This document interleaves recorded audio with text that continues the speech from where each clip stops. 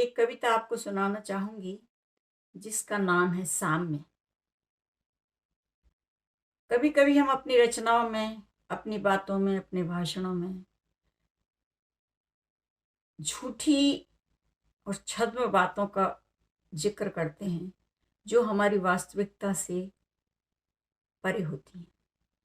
तो उसी भावना को लेके एक कविता मैंने लिखी है,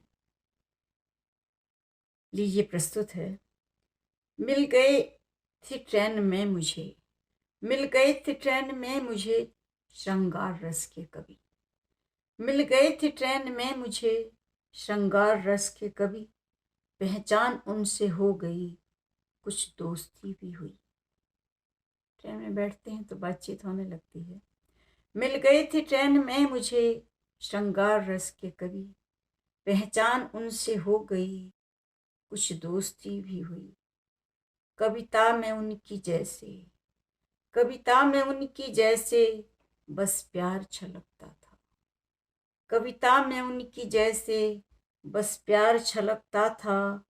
लगता था जैसे दिल में बस रस ही बरसता था। श्रृंगार रस के कवि थे तो सामान्यतः उनके में स्नेह, प्रेम, ये भावनाएं अधिक होती हैं।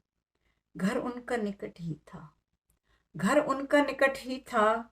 उनने मुझे बुलाया, उत्साह भरी गई मैं, उत्साह भरी गई मैं। पत्नी से भी मिलाया, पत्नी से कवि का लहजा, पत्नी से कवि का लहजा अभिमान से भरा था। सहमी हुई थी पत्नी, अपमान का भी डर था। उनका पत्नी के प्रति सहज और प्रेमपूर्ण व्यवहार नहीं था।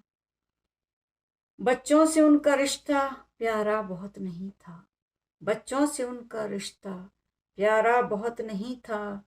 पत्नी के प्रति उपेक्षा, पत्नी के प्रति उपेक्षा सम्मान भी नहीं था।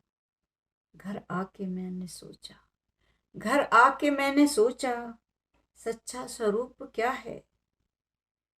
एक प्रेम से लबालब, जो उनका साहित्य था। एक प्रेम से लबालब, दूजे में बस व्यथा है। कविता से लगे ऐसा, कविता से लगे ऐसा है प्रेम के पुजारी। कविता से लगे ऐसा है प्रेम के पुजारी। सच्चाई में जो देखा है शुष्क व अभिमानी, सच्चाई में जो देखा वो शुष्क है, शुष्क व अभिमानी। क्यों दोनों रूप लगभग, क्यों दोनों